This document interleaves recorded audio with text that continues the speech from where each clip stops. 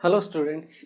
तो देखिए, last lecture में हमने बात की थी अबाउट परसेंटेज कंपोजिशन के बारे में हमने बात की थी। ठीक है, उसके अलावा हमने आपके लॉज स्टार्ट किए थे, that is laws of conservation of mass और लॉ ऑफ कांस्टेंट या फिर लॉ ऑफ डेफिनेट प्रोपोर्शन हमने पढ़ लिया था। दो लॉ हमने पढ़ लिए थे। ठीक है, चलिए स्टार्ट करते हैं। आपका थर्ड लॉ पढ़ते हैं, that is law of multiple proportion. क्या होता है? Law of multiple proportion. Law of multiple proportion. देखिए, ये जितने भी लॉज हैं ये सब आपको क्या रटने नहीं होते हैं, क्योंकि इनका स्टेटमेंट जो होता है बहुत टफ होता है, समझ में नहीं आता है। बट ये लॉ कैसे काम करते हैं वो आपको समझना आना चाहिए। ठीक है ना?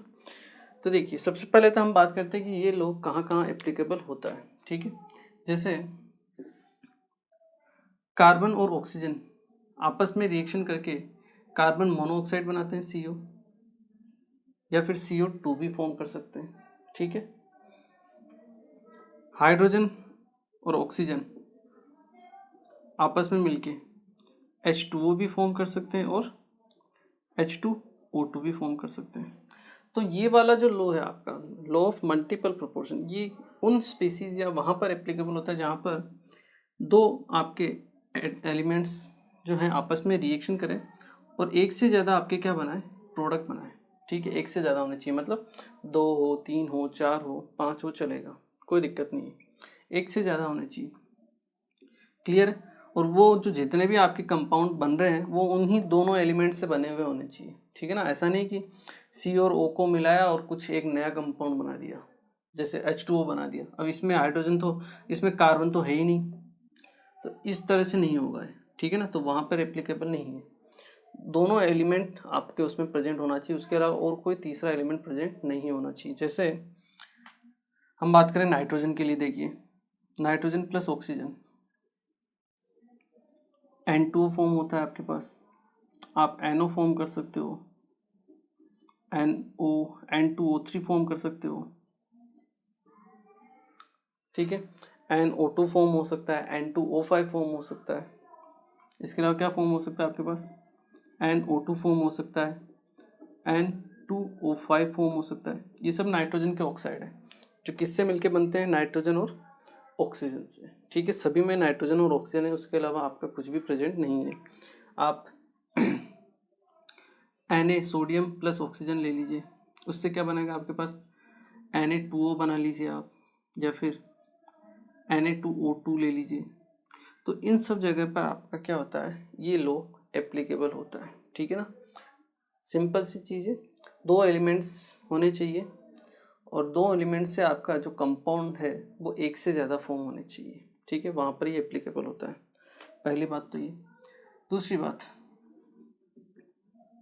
अब हम बात करते हैं कि ये लॉ आखिर है क्या। देखिए, मान लो हम रिएक्शन कराते हैं कार्बन और ऑक्सीजन की, इससे बनता है आपके पास कार्बन मोनोऑक्साइड CO और इससे बनता है आपके पास CO2 बनता है। ठीक है, तो लॉ ऑफ मल्टीपल प्रोपोर्शन क्या कहता है? लॉ ऑफ मल्टीपल प्रोपोर्शन ये कहता है कि अगर दो एलिमेंट्स आप लेते हो और उनसे एक कंपाउंड फॉर्म बनाते हो, तो उसमें एक कंपाउंड जिसका मास क्या हो, फिक्स हो, एक कंपाउंड जिसका मास क्या हो, फिक्स हो। ठीक है,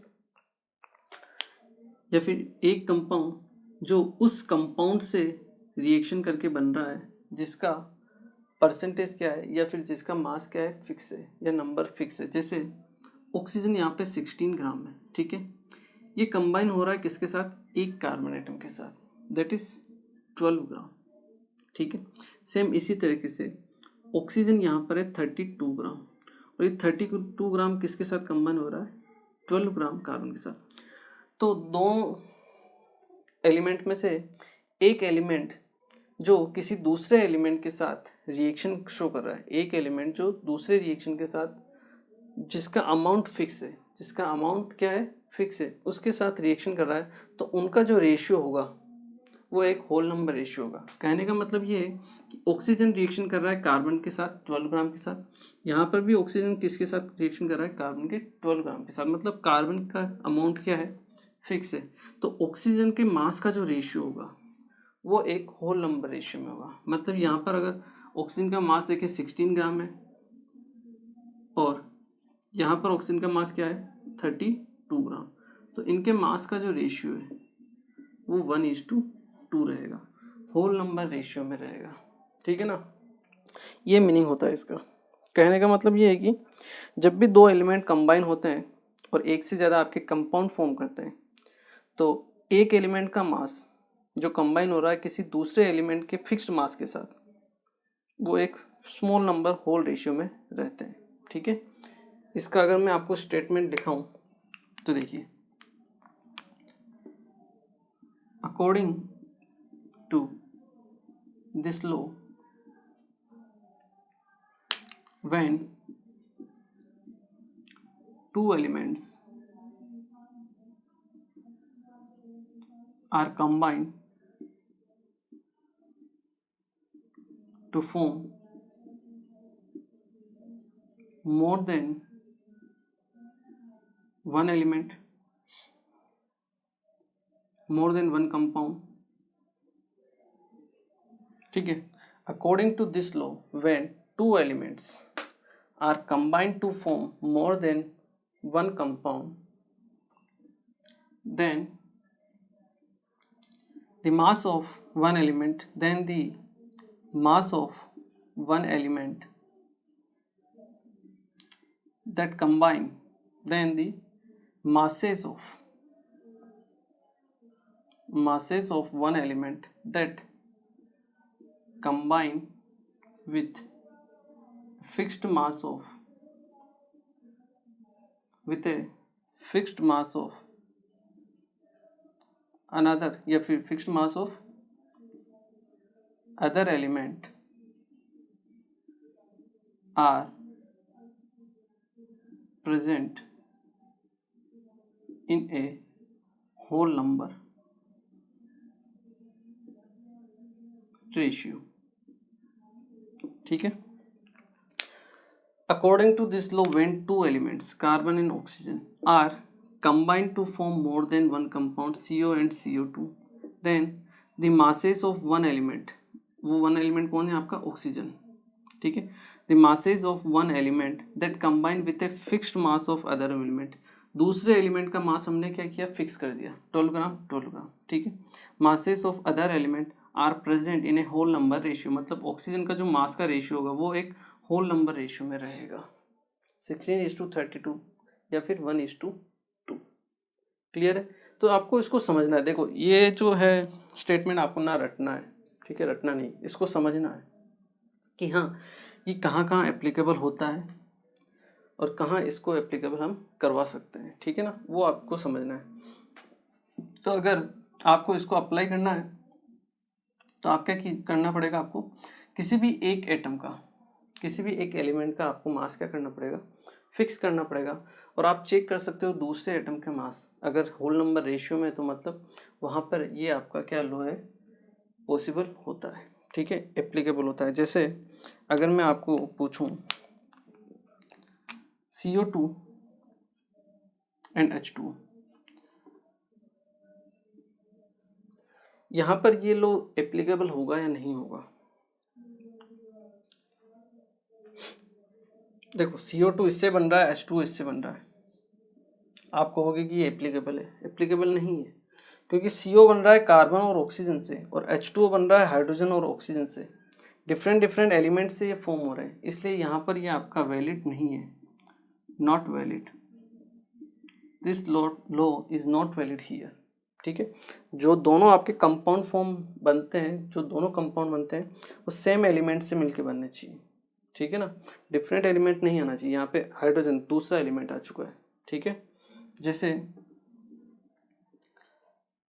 N2O, N2O3, NH3, ये मैं आपको बोलूँ यहाँ एप्लीकेबल है नहीं है, नॉट वैलिड, बिल्कुल करेक्ट।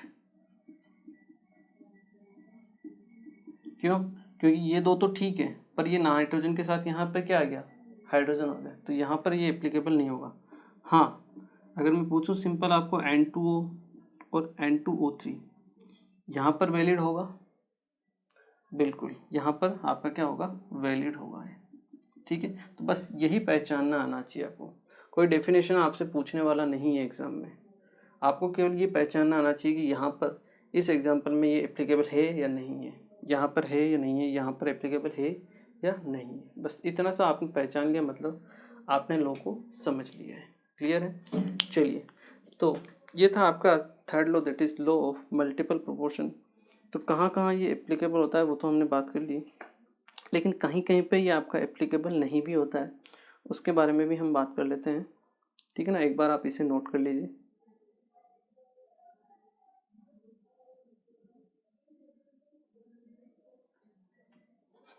ठीक है, चलिए।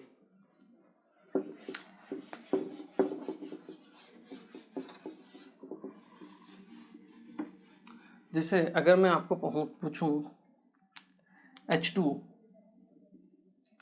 एंड D2 कि क्या ये यहाँ पर law of multiple proportion applicable होता है, तो क्या जवाब दोगे आप? नहीं होता है। ठीक है ना, आइसोटोप्स में लॉ ऑफ मल्टीपल प्रोपोर्शन आपका एप्लीकेबल नहीं होता है। रीज़न ये है कि हाइड्रोजन का मास डिफरेंट होता है और ड्यूटीरियम का मास क्या होता है? डिफरेंट होता है। ये क्या होता है? ड्यूटीरियम। हाइड्रोजन के 3 आइसोटोप्स होते हैं, एक होता है 1H1 प्रोटियम, एक होता है ड्यूटीरियम और एक होता है ट्रीटियम। 1H2 और जिसे हम ड्यूटीरियम बोलते हैं, और 1H3 जिसे हम क्या बोलते हैं? ट्रीटियम। ठीक है, तो ये हाइड्रोजन का क्या है? आइसोटोप है, जिसका मास कितना होता है? 2। जैसे हाइड्रोजन का कितना होता है? 1 होता है, तो 1 × 2, यहाँ पे 2 ग्राम तो हाइड्रोजन है और 16 ग्राम आपकी ऑक्सीजन है। ठीक है, 1:8 का रेशियो है। यहाँ पे अगर हम देखें तो ड्यूटीरियम का मास होता है 2, तो 2 × 2 दैट इज 4 ग्राम तो ड्यूटीरियम है और 16 ग्राम क्या है आपका? ऑक्सीजन है। ठीक है, तो यहाँ पर हाइड्रोजन का जो मास है और ड्यूटीरियम का मास है, डिफरेंट होने की वजह से क्या होता है, इनको हम डिफरेंट स्पीसीज कंसिडर करते हैं, सेम स्पीसीज कंसिडर नहीं करते। इसलिए हम क्या करते हैं कि इनको डिफरेंट मानते हैं और यहाँ पर law of multiple proportion applicable नहीं मानते हैं। ठीक है ना, ये चीज़ ध्यान रखना है। एप्लीकेबल कभी तभी होगा जब सेम आइसोटोप, सेम एलिमेंट के सेम आइसोटोप ही आपके काम में आए। ठीक है ना, जैसे ये हाइड्रोजन है तो इसी हाइड्रोजन और ऑक्सीजन से मिला हुआ ही दूसरा कंपाउंड हो, जैसे H2O2, तो हम वहाँ एप्लीकेबल उसको कर सकते हैं। लेकिन ड्यूटीरियम से मिलके कोई कंपाउंड बना है और उसको हम हाइड्रोजन के साथ कंपेयर करें, वो पॉसिबल नहीं होगा। ठीक है ना, तो आप चाहिए तो नोट करके लिख सकते हो यहाँ पर।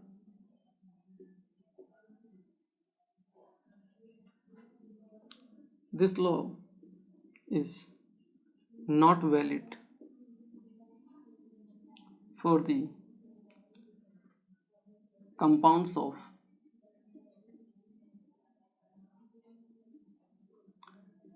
different isotopes. ठीक है, this law is not valid for the compounds of different isotopes.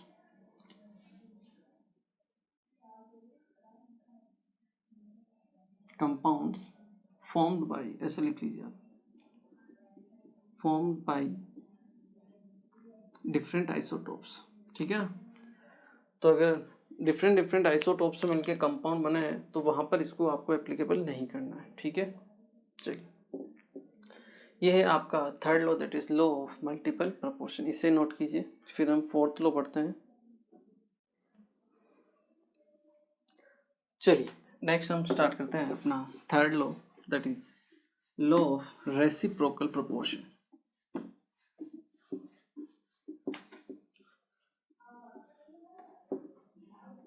Fourth law है, that is law of reciprocal proportion.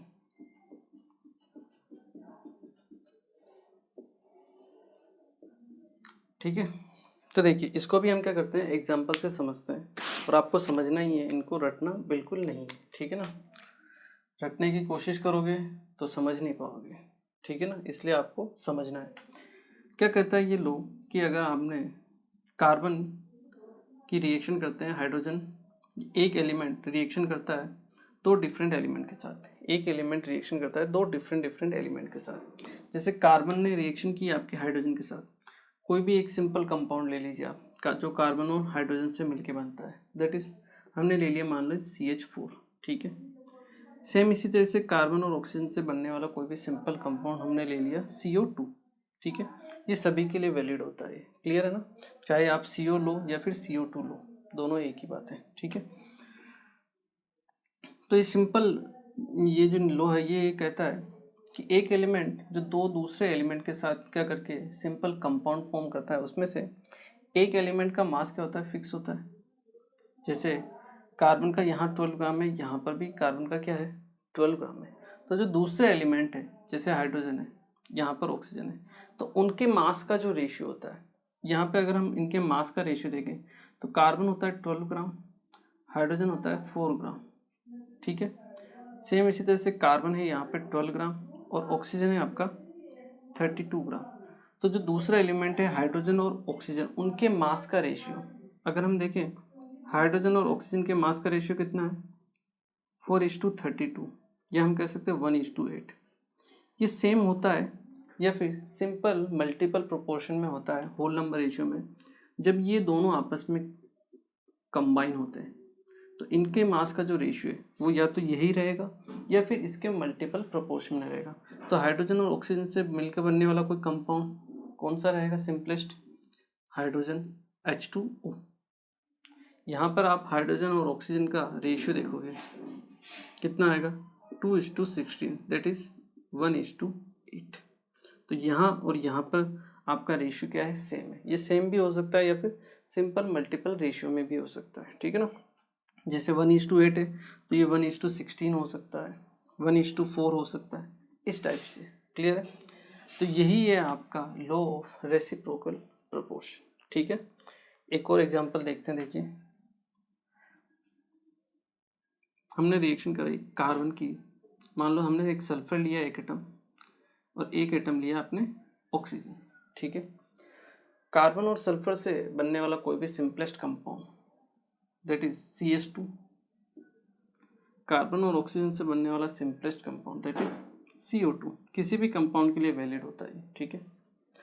तो यहाँ पर फिर से कार्बन का आपका क्या है फिक्स मास हमने लिया हुआ है, सल्फर और ऑक्सीजन के मास का जो रेशियो होगा वो यहाँ पर सल्फर और ऑक्सीजन जो कंपाउंड फॉर्म करेंगे वहाँ पर जो रेशियो रहेगा या तो सेम रहेगा या फिर उसके मल्टीपल में रहेगा।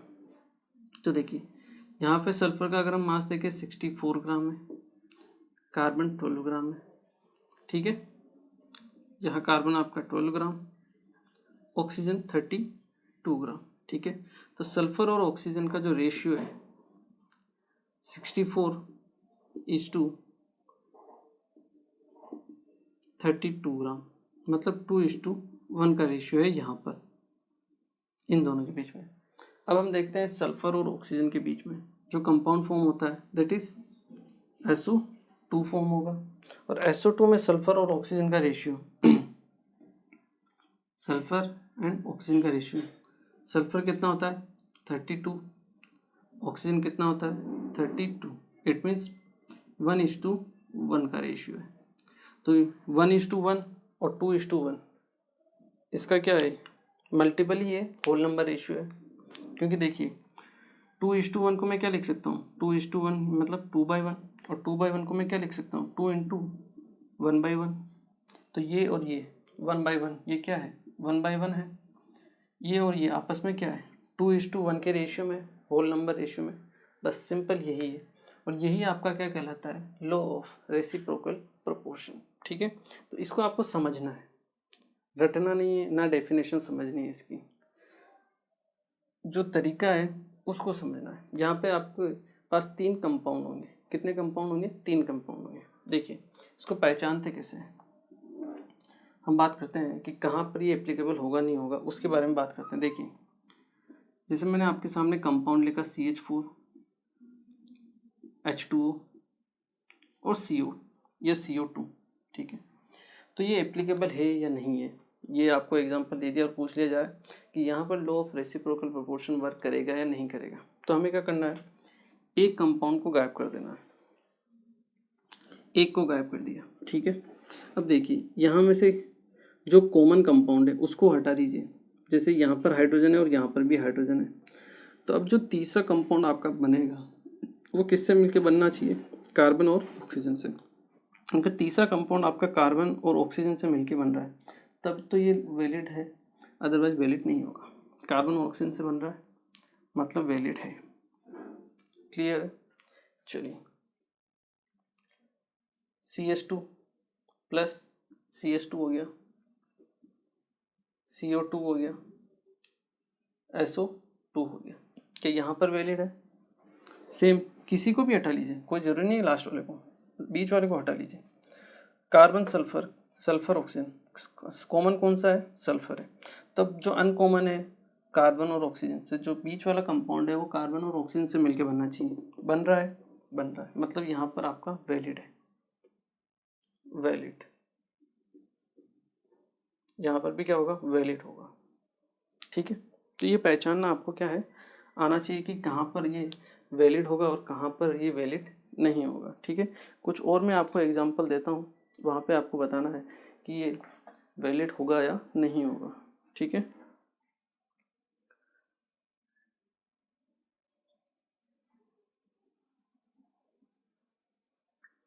चलिए कुछ एग्जांपल देता हूँ मैं। देखिए, जैसे मैंने एग्जांपल दिया आपको N2O5 NH3, कि यहाँ पर ये वैलिड है, किसी भी एक को हटा लीजिए। नाइट्रोजन, नाइट्रोजन कॉमन, हाइड्रोजन और ऑक्सीजन डिफरेंट है। अब तीसरा कंपाउंड किससे बन के बनना चाहिए आपका, हाइड्रोजन और ऑक्सीजन से। बन रहा है, नहीं बन रहा है, ये भी नाइट्रोजन और ऑक्सीजन से मिल रहा है, यहाँ पर आपका नॉट वैलिड, नॉट वैलिड, नहीं एप्लीकेबल होगा। ठीक है, जैसे H2 हो गया, NH3 हो गया, ठीक है, और NO2 ले लीजिए आप। यहाँ पूछा जाए एप्लीकेबल है, चेक कर लीजिए, किसी भी एक से कर लीजिए, यहाँ से कर लीजिए। नाइट्रोजन, नाइट्रोजन कॉमन, एक हाइड्रोजन एक ऑक्सीजन, तीसरा कंपाउंड हाइड्रोजन ऑक्सीजन से मिलकर बनना चाहिए, बराबर है, तो ये एक एप्लीकेबल होगा। तो इस तरह से आपको पहचान आना चाहिए। जैसे आपको दे दिया जाए NaCl, NaBr, NaI, यहाँ पर एप्लीकेबल होगा क्या, इसको हटा लीजिए। सोडियम कॉमन, तीसरा कंपाउंड बनना चाहिए ब्रोमीन और आयोडीन से, बन रहा है, नहीं बन रहा है, मतलब यहाँ पर वैलिड नहीं है। और ले लीजिए आप SO2, CH2, SO3, इसको हटा लिया हमने। सल्फर दोनों में कॉमन है, तीसरा कंपाउंड बनना चाहिए कार्बन और ऑक्सीजन से, बन रहा है, नहीं बन रहा है, सल्फर से बन रहा है, तो मतलब यहाँ पर आपका ये वैलिड नहीं होगा। क्लियर है? आई होप क्लियर होगा आपको। तो आपको इसको समझना है। अभी मैं इसकी डेफिनेशन तो लिखवा दूंगा, बट आपको समझना है कि कहाँ ये एप्लीकेबल होता है, कहाँ एप्लीकेबल नहीं होता है। ना डेफिनेशन आपको रटनी है, ना उसको समझने की कोशिश करनी है। एग्जाम्पल बताया, एग्जाम्पल से समझने की आपको कोशिश करनी है, कहाँ एप्लीकेबल होता है, कहाँ नहीं होता है, उसके बारे में हमें पता होना चाहिए। क्लियर है? चलिए, इसे एक बार आप नोट कीजिए। चलिए, इसका हम स्टेटमेंट नोट कर लेते हैं। देखिए, the ratio of two elements, ठीक है ना, टू एलिमेंट्स यहाँ पर कौन कौन से होंगे आपके पास, हाइड्रोजन और ऑक्सीजन। ठीक है, the ratio in which two elements combine, the ratio in which two elements combine separately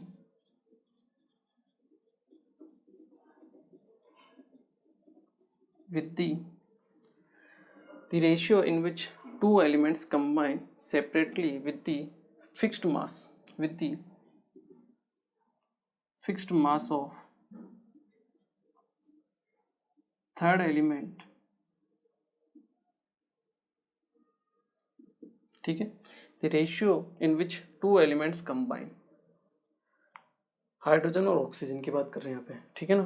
the ratio in which two elements combine separately with the fixed mass of third, fixed mass कौन सा है आपके, carbon का, ठीक है, with the fixed mass of third element are in a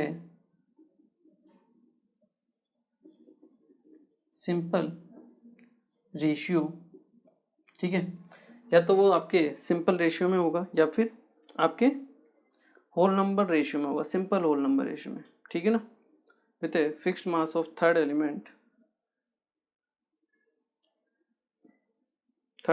are in a simple ratio, या फिर आप क्या कह सकते हो सिंपल होल नंबर रेशियो, या फिर सेम हो सकता है, ठीक है।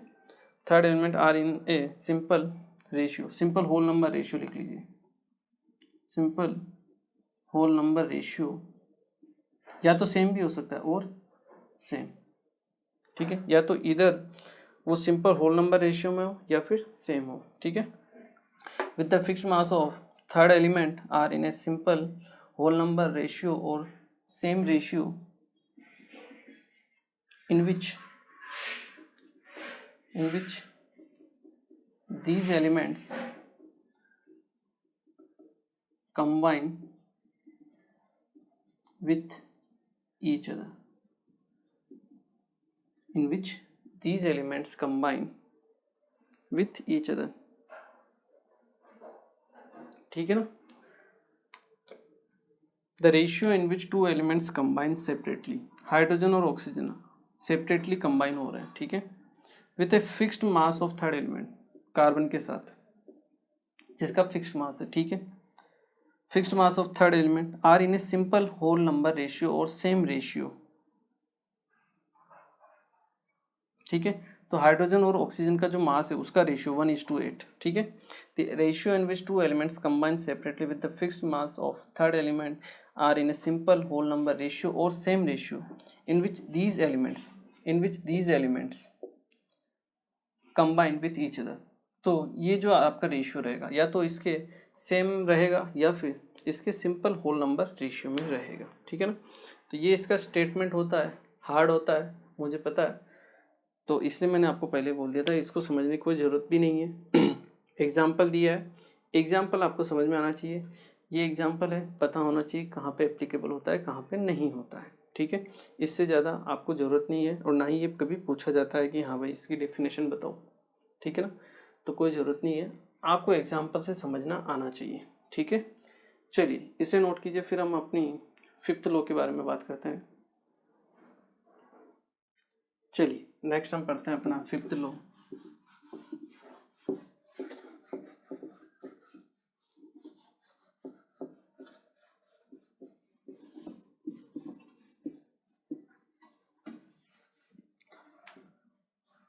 फिफ्थ जो लॉ है that is Gay Lussac's law, fifth law है आपका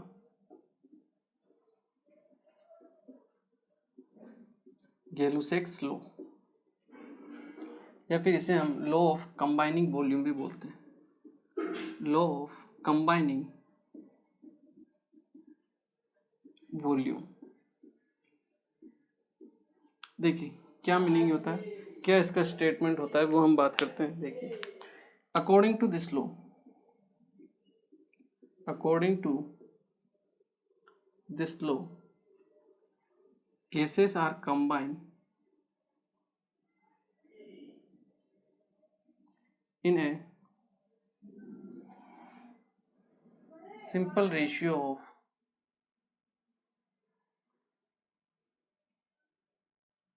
their volume to form a product, ठीक है। according to this law gases are combined in a simple ratio of their volume to form a product, and if the product is also a gas, then it will have a simple ratio of volume, ठीक है। then it will have simple ratio of volume with the reactant gases, देखिए ये statement क्या है इसको समझते हैं, ठीक है ना। फिर स्टेटमेंट है, बिल्कुल समझने की जरूरत है ही नहीं, मैं आपको पहले ही बोल चुका हूँ। एग्जाम्पल देखिए N2 + 3H2 गैस, अगर ये आपस में कंबाइन होती है, ठीक है, आपके पास क्या फॉर्म होता है, NH3 गैस फॉर्म होती है, ठीक है। तो कहने का मतलब ये है, और ये सब चीज़ें जो होती है कहाँ पर होती है, at constant pressure and temperature, pressure and temperature, ठीक है ना। सेम कांस्टेंट टेम्परेचर और प्रेशर पर PV = nRT हमें पता है, temperature constant pressure constant, R पहले से कांस्टेंट होता है तो V डायरेक्टली प्रोपोर्शनल टू है N। तो हम जिस तरह से मोल से डील करते हैं वैसे ही हम किसके साथ डील कर सकते हैं, वॉल्यूम के साथ भी डील कर सकते हैं, ठीक है। कहने का मतलब है कि यहाँ पर अगर 1 वॉल्यूम N2 का काम में आता है तो स्टोइकोमेट्री से इसका 3 वॉल्यूम काम में आएगा, क्योंकि देखिए एक N2 है, उसको साथ रिएक्शन करने के लिए हमें 3 क्या चाहिए, हाइड्रोजन चाहिए। तो एक के साथ कितने चाहिए, 3 वॉल्यूम, इसका 1 वॉल्यूम है तो इसका भी कितना वॉल्यूम चाहिए होगा, 3 वॉल्यूम चाहिए होगा। और इसका कितना वॉल्यूम बनेगा, 2 वॉल्यूम बनेगा। कहने का मतलब ये है कि अगर मैं इसका 50 ml लेता हूँ, किसका, नाइट्रोजन का, तो 50 ml के लिए N2 के लिए मुझे H2 कितना चाहिए होगा, 150 ml, बिल्कुल करेक्ट है। और इससे आपके पास जो अमोनिया बनेगा वो कितना बनेगा, 100 ml, बिल्कुल करेक्ट है। बस यही होता है सिंपल आपका गै-लुसेक लॉ या लॉ ऑफ कंबाइनिंग वॉल्यूम। इसे हम आगे चल के पढ़ेंगे स्टोइकोमेट्री में, इसी चैप्टर में, तब आपको और अच्छे से समझ में आ जाएगा कि इसका 1 मोल इसके 3 मोल के साथ रिएक्शन शो करता है और इसके 2 मोल फॉर्म करता है। तो इसका 1 वॉल्यूम इसके 3 वॉल्यूम के साथ रिएक्शन करेगा, 2 वॉल्यूम फॉर्म करेगा। या अगर इसका 50 ml लेते हैं तो इसका 150 ml लेना पड़ेगा, और फिर जो प्रोडक्ट बनेगा वो कितना बनेगा आपका, 100 ml। इसको हम बोलते हैं रिएक्शन की स्टोइकियोमेट्री, वो हम आगे चल के पढ़ ही लेंगे, ठीक है ना। तो यही है simple, according to this law gases combine in a simple ratio of their volume to form a product. Simple ratio होगा, जैसे 50 150 100, इनका रेशियो क्या है, 1:3:2, सिंपल रेशियो है। क्लियर, बस यही है आपका लॉ है, ठीक है, समझ लीजिए। आगे हम इसको पढ़ने ही वाले हैं, अप्लाई करने ही वाले हैं, ठीक है ना। चलिए आगे हम मोल से डील करेंगे, ठीक है ना। चलिए इसे नोट कर लीजिए, फिर हम अपना लास्ट लॉ पढ़ लेते हैं एक बार। चलिए नेक्स्ट हम अपना 6th लॉ और आखिरी लॉ है वो पढ़ लेते हैं, दैट इज एवोगैड्रोस लॉ।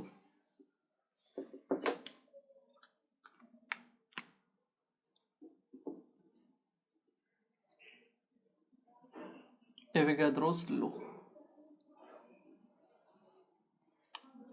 तो एवोगैड्रो लॉ क्या कहता है, इसका स्टेटमेंट हम देख लेते हैं।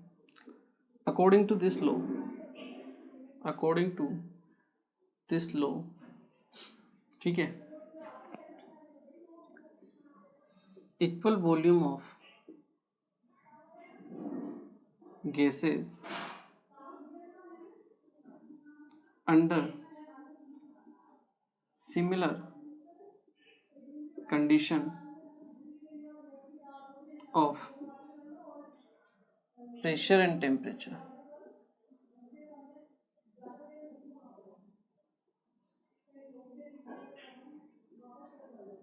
contains equal number of moles and hence equal number of molecules।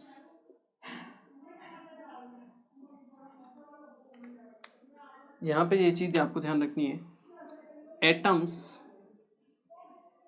में बी डिफरेंट, एटम्स आपके डिफरेंट हो सकते हैं, ठीक है। तो क्वेश्चन ये आपका लॉ है वो क्या कहता है, according to this law equal volume of gases under similar condition of pressure and temperature, ये सभी गैसों के लिए एप्लीकेबल होता है, ठीक है ना। तो आप चाहो तो यहाँ लिख लीजिए ऑल गैसेस, ठीक है। According to this law, equal volume of all gases under similar condition of temperature and pressure contain equal number of moles and hence equal number of molecules. Atoms may be different. Atoms different हो सकते हैं. जैसे हमने आपके एक gas ली O2, ठीक है, एक आपके लिए CO2, एक आपके लिए SO2 और एक हमने ली CH4 मीथेन गैस, ठीक है. हमें पता है PV इक्वल टू NRT होता है. PV इक्वल टू क्या होता है आपका? NRT, ठीक है. यहाँ से अगर हम वॉल्यूम की बात करें, देखिए प्रेशर आपका कांस्टेंट हो गया, टेम्परेचर प्रेशर टेम्परेचर दोनों कांस्टेंट है. आर आपका क्या है? कांस्टेंट है. एन की वैल्यू क्या हो गई? V P upon R T, या फिर वी को अगर हम निकालें तो क्या होगा? N R T by P. Pressure temperature R तीनों आपके पास कांस्टेंट है. तो अगर वॉल्यूम इक्वल हो गया तो उनके नंबर ऑफ मोल्स भी क्या होंगे? इक्वल ही होंगे, क्योंकि वी डायरेक्टली प्रोपोर्शनल क्या है? एन है, ठीक है. वही स्टेटमेंट है, वही चीज़ आपको ध्यान में रखनी है यहाँ पर, कि अगर मैं यहाँ पर सेम प्रेशर और टेम्परेचर रख देता हूँ तो इन सब जितनी भी गैसें हैं सबका अगर इक्वल वॉल्यूम है तो उनके जो मोल्स हैं एन की वैल्यू वो भी क्या आएगी? आपके पास सेम ही आएगी, क्योंकि यहाँ से आप देखोगे तो वी डायरेक्टली प्रोपोर्शनल क्या है? एन है. और अगर वॉल्यूम सेम है तो आपका मोल्स भी क्या आएंगे? सेम आएंगे. तो इनके मान लो मोल्स आ गए, हमने ले लिए एन मोल्स आ गए, ठीक है. मोल से अगर मुझे इसके मॉलिक्यूल्स पता करने हो, कैसे पता करते हैं? Moles into Avogadro number, that is N into N A. इसके मॉलिक्यूल्स कितने होंगे? N into N A. इसके मॉलिक्यूल्स कितने होंगे? N into N A. और इसके भी मॉलिक्यूल्स कितने होंगे? N into N A. तो देखिए स्टेटमेंट क्या है? According to this law, equal volume of all gases under similar condition of temperature and pressure contain equal number of moles, and hence equal number of molecules. But यहाँ से अगर मैं atoms निकालूं, इनके एटम्स हम कैसे निकालते हैं? ये मॉलिक्यूल से, एक मॉलिक्यूल में 2 एटम है तो इसको 2 से मल्टीप्लाई करेंगे तो 2n into N A, 2n into N A हो जाएंगे. यहाँ कितने होंगे? 3 एटम है तो 3 into N into N A. यहाँ कितने हो जाएंगे? यहाँ पे भी 3 into N into N A. यहाँ कितने हो जाएंगे? एटम कितने? 5. तो 5 into N into N A. तो एटम्स आपके क्या है? डिफरेंट है. सेम भी हो सकते हैं. सेम कैसे हो सकते हैं? अगर उनकी एटोमिसिटी सेम हो. एटोमिसिटी मतलब नंबर ऑफ एटम्स. यहाँ पे 3 है, यहाँ पे भी 3 है. 2 oxygen 1 sulphur, 2 oxygen 1 carbon. Atomicity same है, 3 है, तो उनके एटम सेम आ सकते हैं, बट एटोमिसिटी डिफरेंट है तो आपके फिर नंबर ऑफ एटम्स डिफरेंट आएंगे, ठीक है ना. एटम्स में भी डिफरेंट. कभी कभी क्या है, स्टेटमेंट जल्दीबाजी में लिखते टाइम एग्जाम में ध्यान नहीं रहता है कि क्वेश्चन में लिखा हुआ रहता है under similar condition of pressure and temperature contain equal number of moles and equal number of atoms. तो वहाँ पे गलती हो जाती है. मोल्स इक्वल रहेंगे, करेक्ट है. मॉलिक्यूल्स भी इक्वल रहेंगे, करेक्ट है. बट एटम्स सेम हो भी सकते हैं और नहीं भी हो सकते. इस चीज़ का आपको ध्यान रखना है. क्लियर है? चलिए, ये है अपना 6th law, that is Avogadro's law. इसे आप नोट कीजिए. ओके, चलिए, तो हमारे कंप्लीट होते हैं आज आपके 6 लॉ ऑफ केमिकल कॉम्बिनेशन जो होते हैं. Conservation law, definite proportion, multiple proportion, reciprocal, ठीक है, एवोगाद्रो लॉ और आपका गेल-लुसाक लॉ. क्लियर? इनको आपको समझना है. रटने की कोशिश बिल्कुल भी मत करना. पहले बोल रहा हूँ, समझ ही नहीं पाओगे, ठीक है ना. तो जो एग्जाम्पल दिए उससे समझने की कोशिश करना. जो कैसे पहचान सकते हो, बस ये इतना सा पता होना चाहिए आपको, और कुछ ज़्यादा इसमें चाहिए नहीं. क्लियर है? चलिए, आज के लेक्चर को हम यहीं फिनिश करते हैं. मिलते हैं फिर अपने नेक्स्ट लेक्चर में. Thank you very much.